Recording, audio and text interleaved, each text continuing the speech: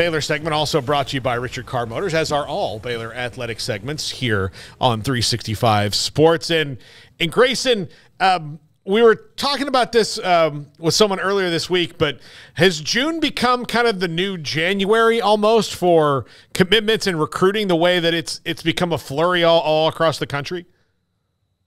It definitely has for Baylor. I mean, this is just a situation where Baylor really focuses on the month of June. They put 3 official visits in the month of June. They've done that for 3 straight years now. And I mean, when it comes to commitments, it's so much different than signing day, though, right? Because you still got a significant amount of time before these guys are even able to sign. So it's a little bit different. But as far as commitments go, this does feel like the busiest time of the year when you start looking around the country and you're seeing teams, you know, with a ton of momentum. You've seen TCU, Texas Tech have momentum along with Baylor, other programs as well. But it's funny because as you get going towards through the summer and into the fall, you know, there's chances where guys maybe flip and start looking elsewhere and things like that. And that's why it's such a cool time, but also a time where it's like you got to hold on to your guys as well, because as fall approaches, you know, teams start looking around, and obviously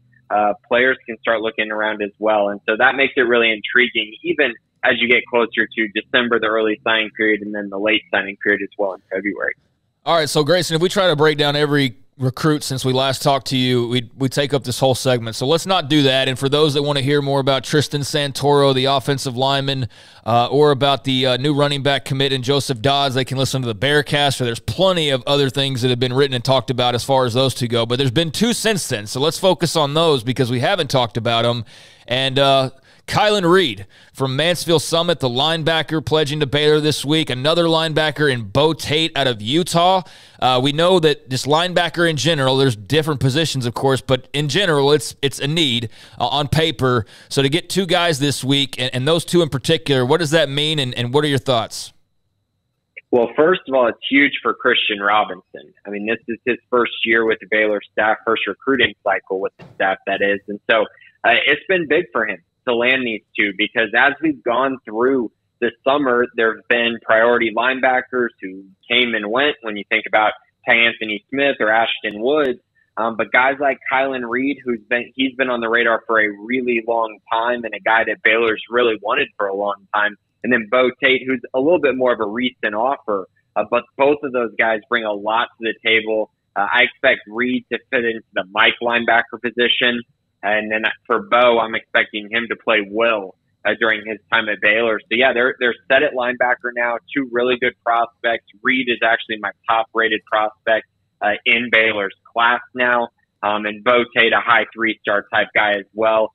Both have pretty good offer lists as well when you look at Power 5 offers and things like that. So, in general, big week for the Baylor staff, and especially for Christian Robinson. Grayson, linebacker, obviously an area of need that they've tackled. They did running back. What do you think the next wave of? Do you think it may come like this, where you get 2 linebackers and then maybe 2 defensive ends or two wide receivers? What do you think the next area of need they really need to wrap their arms around is? Well, I think right now, as we kind of look forward, there are decisions that are upcoming, and I think the potential positions that you're looking at there are defensive line. 2 decisions coming up there with Alex Foster and Sterling Brooks. They're making their decision soon. Foster looking like he's between, you know, Baylor, Georgia Tech. There's, you know, Mississippi State still hanging around, as is Arkansas, but Baylor in a decent spot there. And then Sterling Brooks is actually going to be between Baylor and TCU. So 2 decisions that I think will come up in the next week or so, maybe even sooner than that. So those 2 to pay attention to, and then the tight end position. Baylor doesn't have a tight end commit in this class right now. I know Grayson Grimes could be a tight end, but I think he's going to start off on the defensive side of the ball. So they don't have a tight end. But Dylan Hipp, the tight end out of Arizona, he's making his decision likely in the next week, I would think, between Baylor and Ole Miss. So a lot of battles coming up for Baylor right now. But those are 2 positions I would definitely focus on. So no camps. So kind of how does it work right now in terms of the recruiting side of things and just the build up towards media days? So camps are over until the end of July. They'll have one more when the dead period ends, because currently we're in the dead period. It started a couple days ago. It'll go towards the end of July, but there's a little period in there at the end of July where you can have visits and you can have a camp. And so there's a chance that Baylor utilizes that going forward. But that's kind of the main thing that's on the schedule right now. As far as other stuff, like you said, Big 12 Media Days, I think a lot of the focus is going to be on the football team during this month of July as well, and evaluations, of course, as we get closer and closer to the end of July when they could potentially have visitors on campus. I remember I asked you one time about, like, what is their identity? Like, what is their mantra? And you said person over player. And I was like, well, yeah, but I was looking at it more. I was thinking of it more as like just a personal thing. But I mean, that really, you were right. Like, that is their mantra is person over player. And it may not connect in people's brains when it comes to college athletics, but it seems like it's been an awfully successful angle, fitting for Baylor too, just given kind of their place in the grand scheme of things and their identity. But that seems to have really resonated with guys, hasn't it? Every single Baylor commit mentions person over player. Every single one that has happened over the last, couple years, and especially as we've looked into this class and the more, recent ones. Kylan Reed mentioned that was the biggest thing for him in his decision was person over player. Bo Tate mentioned it extensively as well. All these guys have. And so while it doesn't resonate to the same level with every single recruit, we've mentioned this on the Bearcast, the guys that Baylor wants are the guys where that message really resonates with them, because I think a big part of that is, it's person over player, but it also, I think it does, pitch to a recruit that Baylor is more than just a football program. It's about building you as a person and making sure that you're having a great time and building a great life, through Baylor athletics. And I think that's really, really important and something that they've really been preaching. That's not just all about football. And it definitely resonates with recruits. And I think we're seeing that in this month of June, where they've had 3 official visits and they've been able to land 7 commits in the month. How much do recruits talk about NIL to you and that being a factor? Not very much. And I would say that most of the time when a recruit mentions NIL a lot, they usually don't end up at Baylor. And I don't think that's a bad thing. I think some prospects really have their mind set on, NIL, or, they might be getting offered something that you just simply can't turn down. And so that's the two sides of this. But I think in general, I think that recruits pay attention to it, of course. But I think the guys that Baylor lands aren't going to be the guys that necessarily that's their top priority. And I honestly think that's a good thing for a program like Baylor. So do you think that they target guys who just will worry about it on the back end? I think so. But I also think it's one of those things where you might find a guy before he has a bunch of offers, and it's not really a thing for that prospect at that time.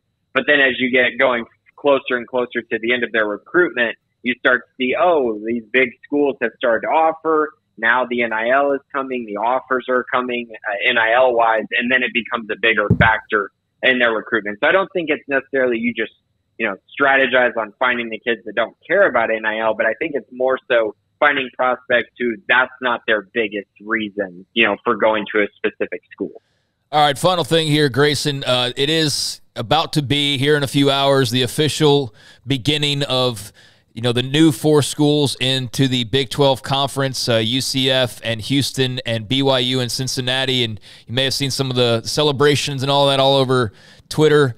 But what are your thoughts on, what's a program for you that you're eyeing that you think has a lot of potential, that you think could really kind of shake things up or be hyper competitive in the Big 12, sooner rather than later? What's maybe one of the schools that really stands out to you amongst the 4? Yeah, I've always been intrigued by UCF.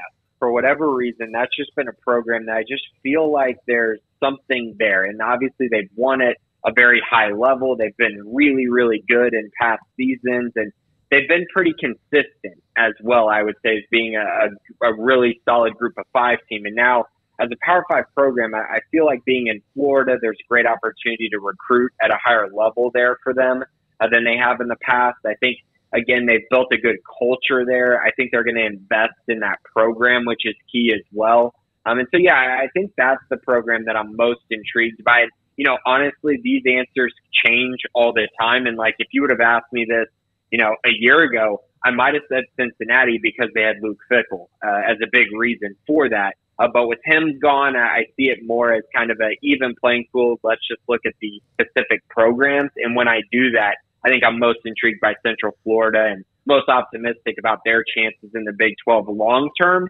and in year one. Well, that's great. You've made some new UCF fans, I'm sure. Meanwhile, BYU, Cincy, and Houston, Grayson clearly hates you. He doesn't think that you have a chance to compete. No, I'm just kidding. We did learn something very funny, though, from UCF friend that we just talked to. They host Baylor. It's the 10-year anniversary of the Fiesta Bowl. Did you realize that?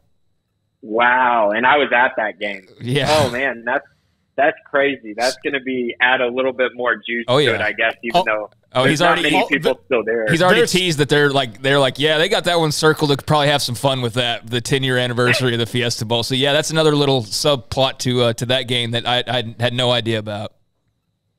That's awesome. That's a really cool one. That game was what a game that was. Yeah, wow. That was something, wasn't it? That was something. that was a week. Yep. Yeah, it was. Good old Blake Bortles. Oh, yeah. Yeah. All right. Yeah. What a week. What a week. All right, Grayson, enjoy the holiday. Happy 4th, and we'll talk to you next week. Thanks, guys. I appreciate it. It's Grayson Grundhoefer, Sic'Em365.com. Ryan Aber of the